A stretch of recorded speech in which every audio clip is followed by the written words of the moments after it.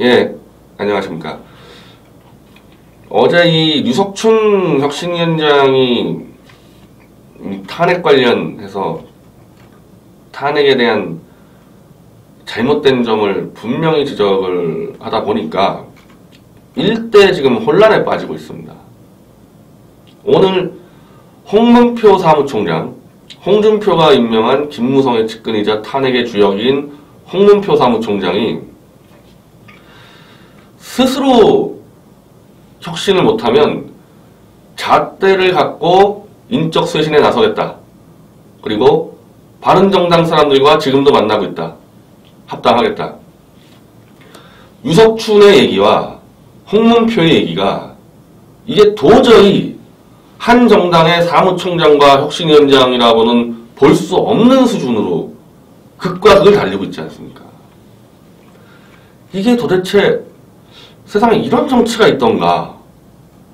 정당은 최소한의 방향이 같은 사람들끼리 모여서 하는 게 정당인데 한 명은 당에 제가 볼 땐 홍준표가 1인자고요. 2인자가 홍문표, 3인자가 유석춘 이 정도 구분하면 됩니다. 2인자는 탄핵을 주도해서 탄핵 세력을 묶기 위해 가지고 탄핵을 반대한 친박들을 쳐내겠다고 하고 있고 3인자인 혁신위원장은 탄핵은 잘못된 거니까 탄핵에 대해서 책임을 묻겠다고 하고 있고 이거 뭐 어떻게 할 겁니까? 이래가지고 저는요 지금 문재인 대통령과 홍준표가 하는 똑같은 지금 잘못한 점이 양다리 세 달에 걸쳐가지고 여기서 저 말하고 저기서 저 말하고 여기서 이 말하고 막 이렇게 하고 있는 거예요. 돌려막기를. 문재인 씨가 지금 미국 가서 사드 얘기할 때는 무조건 배치한다. 환경평가는 그냥 절차일 뿐이다. 이렇게 떠들어 놓고 중국 가서는 환경평가로 시간을 벌었으니까 그동안에 우리가 북한 김정은이 잘 퍼주고 달래서 사드를 무산시키자 이렇게 얘기하고 있고 한국에서는 아예 사드에다가 기름도 못 넣게 하는 그 무법 시민단체들을 문재인 정권의 경찰이 그냥 봐주면서 막가파로 나가고 있고 미국과 중국과 한국에서의 사드 입장이 다른 거예요. 지금 문재인 씨는. 이거 그냥 얼기설기 맞고 가다가 나중에 와르르 이제 터져나갔을 때 이제 대한민국은 망하는 겁니다. 입장이 일관적이지 않거든요. 이게 제일 위험한 거예요. 지금은 좋아 보이죠? 아, 미국하고도 잘 돼, 중국하고도 잘 돼, 국내에서 잘 돼. 그거 다 돌려막기 한 건데, 국가의 안위를 담보로. 이런 식으로 외교하는 사람 처음 봤습니다. 그럼 홍준표는 이 보수파리, 태극기파리한테 가서는 탄핵의 진실을 밝히겠다. 뭐 이런 식으로 해가지고 유석춘 앉혀놓고. 저 바른정당 애들한테 가서는 친박 칠 테니까 염려하지 마라. 우리 탄핵 세력과 함께 하자. 이렇게 해놓고. 그러다 보니까 사무총장은 탄핵 세력, 혁신위원장은 반탄핵 세력. 이렇게 만들어 놨어요. 저는 여기서 한 가지 궁금한 거는 이게 홍준표, 유석춘, 홍문표 3자가 대면해서 야, 네가 저 태극기 파리들 잡어. 네가 탄핵 세력 잡어. 이렇게 짜고 한 건가 안 한 건가가 핵심인데 결과는 똑같을 겁니다. 셋이 짜고 했던 각자 그냥 했던 결과는 참혹한 붕괴로 끝날 겁니다. 왜? 하면 안 되는 짓을 하고 있으니까. 정당에서 하면 안 되는 짓을 하고 있기 때문에 저게 유지될 리가 없죠. 만약에 이런 식으로 홍준표의 방식이 성공한다면 극과 극을 막 앉혀가지고 양쪽에다 사기치는 게 성공한다면 지금까지 대한민국 정당이 다 그런 식으로 정치했겠죠. 그런 식으로 안 했다니까요. 지금까지. 그건 보수당이든 저쪽 좌익당이든 그런 식으로 하지 않았습니다. 정치. 이게 지금 문재인 씨 외교도 그렇고요. 홍준표 하는 짓도 그렇고요. 이게 정말 별로 볼 수 없었던 현상이에요. 제가 아까 앞방송에서 뉴욕에 얘기했죠. 최고령 경선에서는 박 대통령 지켜달라고 울고불고 하고 감투 쓰자마자 그 박 대통령 지키기 위해서 가시밭길 가는 조원진 조롱하고 음해하고 이런 것도 전혀 볼 수 없는 현상이었던 겁니다. 이렇지 않았어요. 예전에는. 저는 이게 너무 거대한 사기 탄핵의 그 후폭풍이라고 봅니다. 너무 거대한 거짓말로 대한민국을 덮다 보니까, 그리고 그게 이제 일시적으로 성공한 것처럼 보이니까 다 거짓말 통하는구나, 나도 사기쳐야지, 이 꼴 났다고 봐요. 이게 지금 탄핵의 그 부작용입니다. 이런 식으로 하니까 자, 이것도 정말 얼마나 웃기는 얘기예요. 장제원하고 홍준표가 또 부딪혔는데, 페이스북에서 장제원이 당이 혁신이라는 이름으로 극우화되는 것 같아 심각한 우려를 하게 된다. 50년 전에 위기 극복을 위해 유신이라는 비상수단을 단행했다. 한마디로 지금 유석춘 위원장이 유신 시대의 발상으로 당을 극우화한다, 이렇게 비판을 했거든요. 그리고 자유한국당 복당 당시 홍준표 복대에서 여러분이 이루고자 하는 보수 혁신을 나와 함께 이루자고 약속을 믿고 복당을 했는데, 탄핵을 반대하는 유석춘을 혁신위원장으로 앉히는 게 말이 되느냐, 지금 이 얘기하는 거죠, 이 장제원 의원은. 그러니까 홍준표가 극우란 개념을 한번 찾아보시고 비판하시기를, 이래가지고 뭐 또 장제원이 뭐 또 어쩌고 저쩌고 또 뭐 페이스북에다가 쭉 쓰는데, 홍준표 대표님 하면서 뭐 국민 80%가 지지했고 대한민국 헌법재판소가 만장일치로 결정하고 국회의원 제적 3분의 2가 찬성한 탄핵을 정치보복이며 부당하다고 주장하는 것이 혁신입니까? 이 부분에 대해서는요, 장제원이 충분히 문제 제기할 수 있는 겁니다. 장제원 입장에서는.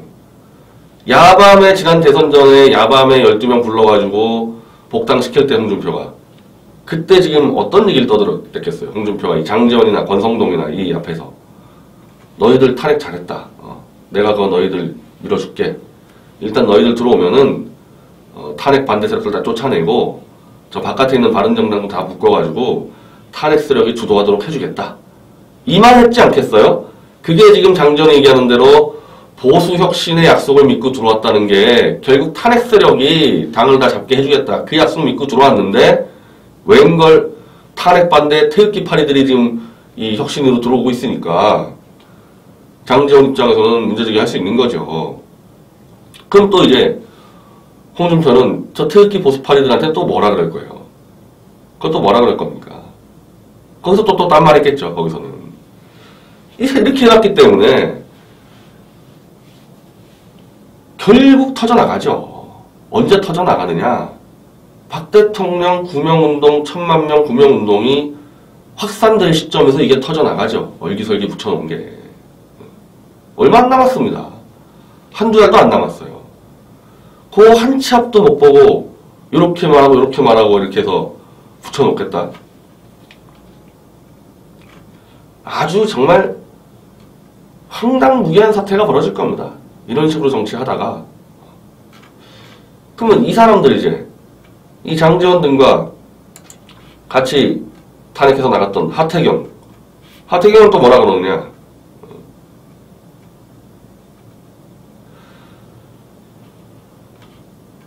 한국당 내 탄핵 찬성 의원들을 청산세력이라 규정했다.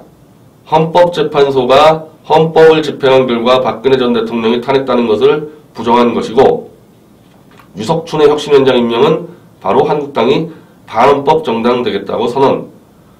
한국당 내 탄핵 찬성자들은 다 탈당해라. 나경원, 심재철, 이들 다 너희가 나와라. 하태경은 또 이러고 있습니다. 오늘 또 이해운이 한국당은 이제 무너지고 있으니까 다 배 갈아타라, 우리 쪽으로. 정신이 없어요. 정신이 없어요. 이 원흉은 바로 홍준표와 사실은 태극기 파리들입니다. 이 정치판이 아사리가 된 이유는 홍준표와 태극기 파리들 때문에 벌어진 일이에요. 홍준표가 탄핵 세력의 주역인 홍문표를 사무총장에 임명하는 이상 유석춘 등등은 혁신위원장을 맡으면 안 됐던 거예요. 정 맡으려고 그러면은 어떻게 탄핵 세력이 당 사무총장을 하냐, 이렇게 해서 제동을 보고 맡았어야 되는데 그걸 뻔히 보고 맡아버렸으니까 한마디로 머리 두 개 달린 괴물이 탄생해버린 거죠. 나중에 아마 홍준표는 분명히 생각할 거예요. 자기 정도 수준으로 봐서 이 태극기 보수파리들 어차피 뭐 니네들이 무슨 박 대통령 구명하겠다는 의지가 있어. 그냥 권력만 좀 나눠주면은 뭐 할 수 있지 않냐. 요걸 적당히 열기설기 해가지고 이 탄핵 세력에 대해서는 그냥 비판만 좀 하도록 하고 실질적으로는 서청원 대표 목을 치는데 이 태극기 보수파리들을 이용하려고 그럴 겁니다. 유석춘 교수가 이런 식으로 얘기합니다. 박 대통령 탄핵은 잘못됐지만 친박에게 정치적 책임을 묻겠다. 이거요. 말 따라서 이거 완전 달라지는데 친박의 책임을 묻겠다는 것은 박 대통령 탄핵을 못 막은 거에 대한 책임을 물어야 되거든요. 그러면 그 이후로 만약에 서청원을 친다면요. 탄핵을 한 사람들은 그건 어떡할 거예요, 그때? 여기서 모순에 빠지지 않습니까? 탄핵을 못 막은 죄로 친박을 치는데 탄핵을 한 사람들은 놔둔다? 그러니까 서청원을 치는 순간에 탄핵세를 다 쳐내야 되는데 그거 안 되잖아요? 결국에는 홍준표가 유석춘과 보수파리들을 조종하는 방법은 그냥 탄핵 잘못된 거 비판을 해라. 근데 그거는 어차피 친박이 초래한 일이니까 친박의 그 중에서도 친박 중에서도 거의 지금 저 당에 남아있는 사람들 중에서는 유일하게 뒤에서 박 대통령을 돕고 있는 서청원 한 명만 쳐내려고 그럴 겁니다. 그리고 그렇게 또 쳐내기 또 좋게끔 만들어 놨더라고요. 유석춘 교수가 바른사회 시민회의에서 입법활동 조사해가지고 서청원이 뭐 이 이른바 보수 입법에 소홀히 하고 야당 입법을 많이 서명해줬다. 이걸로 이제 명분 만들었죠. 근데 저는 유석춘 교수에게 제가 제안하는데 그 바른사회 시민회의가 만든 그거 가지고 정치권 숙청하면 안 된다고. 바른사회 시민회의가 어떤 곳이에요? 재벌 하수인 전경련의 그 전경련의 하수인 아닙니까? 그 재벌의 시각으로 정치권을 재단해서 숙청 기준을 쓴다는 건 말도 안 되는 거예요. 탄핵이 뭐 때문에 됐어요? 유석춘 교수. 전경련 때문에 된 거 아닙니까? 전경련이 정권에 붙어가지고 좌지우지하다가 사고 터지고 그 전경련 수장이 나는 정권의 압력을 받았어요. 이래가지고 벌어진 일 아닙니까? 근데 그 전경련 따까리의 말을 듣고 정치권 숙청하겠다? 제가 그래서 처음부터 유석춘 씨 같은 분은 한국당 혁신위원장하면 안 된다는 게 그 대통령을 거의 죽음으로 빠뜨려간 그 전경련 쓰레기들, 그 전경련 밑에서 돈 얻어먹고 같이 유착된 낡은 보수파리들, 저까지 포함하겠습니다. 저도 전경련한테 매체 팔았습니다. 그 전경련 따까리가 돼버린 이 보수의 전락, 보수의 몰락, 저나 유석춘 교수나 이 보수판부터 개혁해야 되는 거 아니에요? 남의 당 가서 어쩌고저쩌고 하기 전에 다 썩어 빠지지 않았습니까? 보수가 푼돈 하나에 왔다 갔다 하고 그런 쓰레기들을 끌고 와서 무슨 혁신한다는 거예요. 이게. 그 조금 더 표현하면은 저는 어제 유석춘 교수가 혁신위원장으로 인터뷰하면서 아니 탄핵이나 무슨 이념이나 그건 기본이고 도대체 자유한국당까지 포함해서 보수가 왜 이렇게 광범위한 20, 30대에게 버림을 받고 중산층 서민에게 버림을 받게 됐는지 여기에 대해서 원인 분석과 대안을 내야 됩니다. 혁신한다면은. 근데 거기에 원흉이 바로 보수파리들이에요. 정경련과. 그냥 재벌 하수인 노릇하고 부정부패 옹호하고 보수 그래왔잖아요. 푼돈 받으면서. 지금 젊은 20, 30대 굉장히 살기 어렵거든요. 근데 보수파리들은 재벌에만 그냥 옹호하고 다니고 그러고 다니니 어떻게 이 어려운 20, 30대가 보수를 지지하겠습니까? 부정부패 옹호하잖아요. 실제로 보수 세력들. 자, 황장수 씨가 유석춘 교수 비판하는 거에서 저는 절반은 동의 안 하는데 한 가지 제가 동의하는 거는 아니 혁신위원장이면은 무슨 뭐 이승만 박정희 그거 그만 떠들고 문재인 씨가 하겠다는 5대 적폐 위장 전입, 논문 표절, 부동산 투기 등등 그 잣대를 바로 한국당에다가 다 갖다 대겠다. 한국당 주요 당직자, 국회의원 전수조사하겠다. 5대 적폐에서. 그렇게 치고 나갔을 때 지지 안 받겠어요? 20, 30대와 중산층한테? 문재인 씨가 그거 말만 하다가 안 하잖아요, 지금. 장관들 전부 다 위장전입 논문 표절 다 걸렸는데 그걸 한국당에서 문재인 씨에게 지키라면서요. 그러면 혁신위원장 이름으로 하자. 그거 제가 볼 때 그렇게 하면요. 지지율 5% 올라갈 것 같은데요. 근데 못하죠. 왜? 전경련 하수인 노릇하면서 늘 부정부패 옹호하고 다녔으니까. 노문표절, 유석춘 교수 전경 노문표절 옹호하지 않았습니까? 한마디로 이 보수파리들은 부정부패 척결, 이 개혁에 대해서는 담 쌓고 지낸 사람들 아닙니까? 그러니 그런 사람들이 혁신이 가가지고 무슨 개혁을 하겠어요? 일단 그거부터 해야 되는 건데. 끝났어요. 네. 끝났고, 뭐, 언제 어떤 방식으로, 얼마나 그냥 더럽고 지저분하게 무너지는지 그것만 남았습니다. 유여애하고는 좀 다르게, 유석춘 교수하고는 또 저하고 인간관계가 있지 않습니까? 자칫하면 정말 명예 한꺼번에 다 잃어버릴 판이 벌어지는데, 저는 그냥 빨리 그만두셨으면 좋겠어요. 그만두는 게 탄핵 세력과 이 부분 조정도 못할 거고 본인의 능력을 한번 검증을 해보세요. 제가 말한 5대 적폐 이 부분을 한국 땅에 관철시킬 자신 있습니까? 그리고 그럴 자격 있습니까? 보수파리들이? 그거 못하면서 왜 감투 쓰고 있습니까? 능력도 안 되면서. 어제 말씀드렸지만 박정희 재단 하나 개혁 못해내지 않았습니까? 그때 핵심 이사로 활동하면서 그거 하나 개혁 못하는 분이 이거 가서 뭐 어떻게 하려고 그래요. 자, 이 복잡한 정말 이 사기와 가면 무도회가 난무하는 이 복잡한 판, 이게 박근혜 대통령 사기 탄핵으로 한꺼번에 몰려왔듯이 이거는요, 박 대통령의 무죄가 입증되고 구명되면서 한꺼번에 정리할 수밖에 없습니다. 다 썩어빠진 이 고름들이 한꺼번에 흘러나오고 있기 때문에 뭐 개별로 어떻게 할 수도 없는 것 같아요. 아까 제가 앞방송에서는 유해 씨를 내가 인간적으로 굉장히 비판했는데 유해 하나만의 잘못이겠습니까 이게? 대한민국 전체 잘못된 거죠.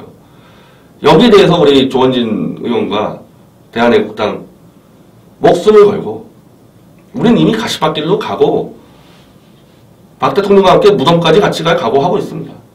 근데 솔직히 이런 말씀 드리면서 저는 좀 어색해요. 전 조원진 의원은 대통령하고 무덤까지 가는 거 맞다고 보는데 나는 왜 그러죠? 저는 박 대통령한테 얻은 게 하나도 없는데 제가 같이 무덤까지 들어가는 거는 박 대통령 때문이 아니고 조원진 의원과의 인간적 의리와 신뢰 때문에 그런 겁니다. 하여튼 우리 당원들 전체가 다 무덤을 갈 각오하고 대한민국을 살려내도록 하겠습니다. 감사합니다.